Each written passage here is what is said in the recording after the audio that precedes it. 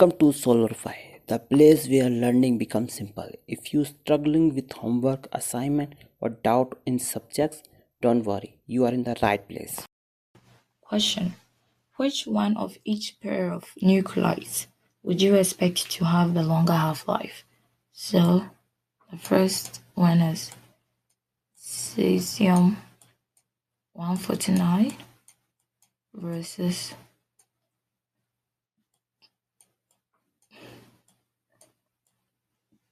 Cs-139.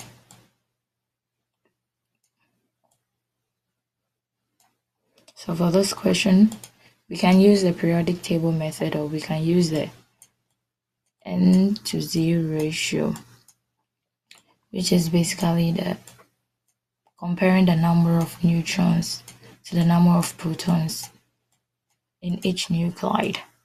And with the N to Z ratio, the bigger, for the most stable, it will be, they will have the same number of neutrons and then the same number of protons. So you have a ratio of 1, which is mostly not the case for most of the elements. So what happens is there is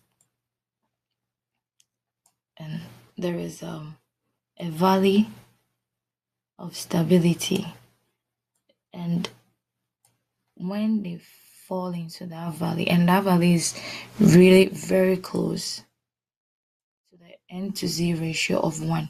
So the basic concept is when the ratio is greater, when is way greater than 1, the nuclide is very unstable. And when you have it also very less than 1, that is also an unstable nuclide. And then when you have it almost approximating 1, then that nuclide is very much stable. So the N to Z ratio for these compounds, that will give us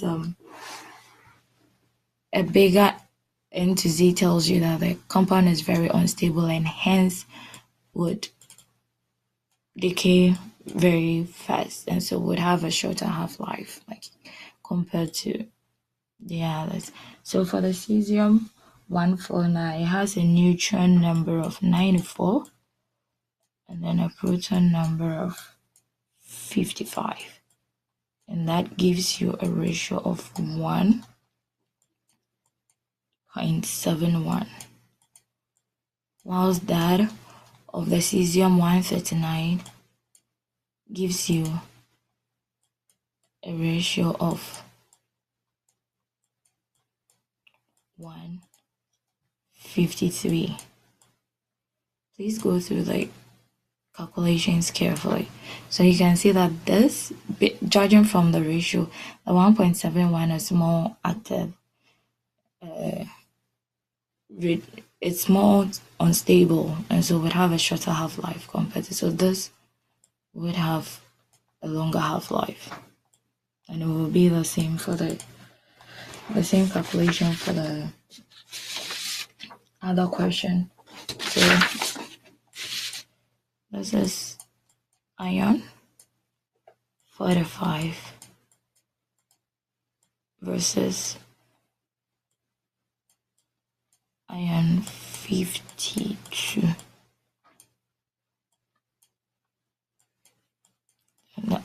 So applying the same concept in the first example, you have an N to Z ratio for the first one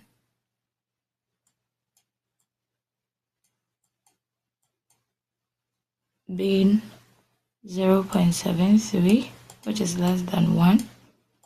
And comparing it to the other, the N to Z will be